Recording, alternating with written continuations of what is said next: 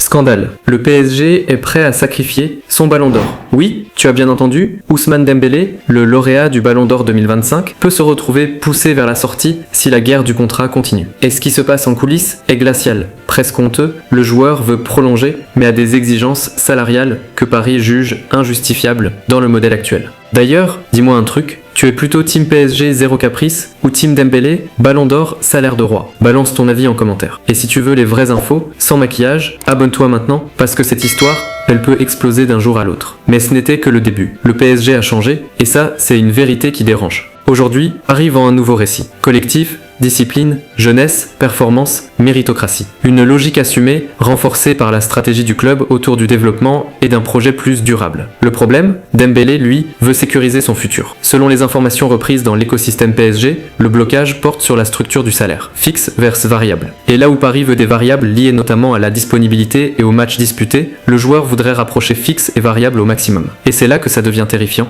parce que pour le PSG, ce n'est pas juste un chiffre, c'est un message, un symbole. Si Paris cède, il ouvre la porte au caprice. Si Paris ne cède pas, il prend le risque de perdre un ballon d'or. Et là, tout a basculé. Dembélé, c'est l'histoire du joueur capable du génie et du chaos. En 2024-2025, Luis Enrique le repositionne plus axial, et Dembélé devient une arme quasi incontrôlable. Impact, but, passe, pressing, au point de couronner sa saison par le ballon d'or. Mais en face, Paris regarde froidement une autre réalité, la disponibilité. Et les blessures dans un contrat à variable, ça fait mal. Très mal. Par exemple, sur le début de saison 2025-2026, des pépins physiques sont mentionnés dans les historiques de blessures, avec notamment une période d'indisponibilité à l'automne. Et c'est exactement ce que le club veut protéger dans son modèle. Tu joues, tu gagnes. Tu rates, tu perds. C'est brutal, c'est froid. Mais c'est la nouvelle règle du PSG. Sauf que Dembélé n'est pas n'importe qui, il est ballon d'or, il veut que ça se voit. Et il sait qu'il a un poids énorme dans le vestiaire, dans l'image, dans la peur de l'adversaire. Mais ce qu'il a fait ensuite pourrait choquer tout Paris. Ce dossier, ce n'est pas un simple petit désaccord. C'est une paralysie en puissance. D'après les discussions rapportées autour du PSG, le joueur veut un contrat où la part fixe et la part variable sont beaucoup plus proches. Parce que les variables, avec son profil, c'est une menace permanente. Et attention, Dembélé n'est pas un joueur en fin de contrat demain. Il est sous contrat jusqu'au 30 juin 2028, donc Paris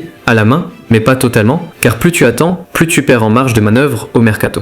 Et là, c'est la zone de danger. Si aucune prolongation n'arrive, et si la deuxième partie de saison reste irrégulière, le scénario d'une vente devient un vrai plan B, voire un plan A, pour éviter de subir. Paris se dit, on ne va pas exploser la grille salariale pour un joueur qui n'est pas disponible à 100% et dont la saison actuelle n'est pas au niveau attendu. Dembélé se dit, je suis ballon d'or, je mérite un salaire de roi, de vision, de égos, de monde. Et là, tout a basculé. Si tu crois que c'est nouveau, tu te trompes. Le PSG a déjà flirté avec ce poison, le contrat à variable qui crispe. Regarde Donnarumma, des médias ont expliqué que les discussions avaient été tendues avec un nouveau modèle où la base fixe et la grande part variable posait problème. Son entourage a même reproché au PSG d'avoir changé les règles du jeu. Donc oui, Paris teste une méthode, et si ça marche, ça devient la norme. Mais si ça casse avec Dembélé, ça devient une bombe médiatique. Parce que vendre un ballon d'or, c'est une humiliation en termes d'image. Et pourtant, sportivement, le PSG peut se dire, on est un collectif. On a un projet, on ne dépend plus d'un seul homme. Le PSG est d'ailleurs deuxième de Ligue 1 à la mi-saison, donc le club peut aussi se sentir assez solide pour tenir tête. Mais ce n'était que le début. Voilà la vérité, tout se joue maintenant. Pas dans 6 mois, pas plus tard. Maintenant, si Dembélé retrouve une forme monstrueuse, qu'il enchaîne, qu'il redevient ce cauchemar vivant qui a terrifié l'Europe, le PSG sera sous pression. Comment refuser un homme qui porte ton projet sur le terrain? Mais si la saison reste irrégulière, si les pépins reviennent, si l'efficacité n'est plus la même,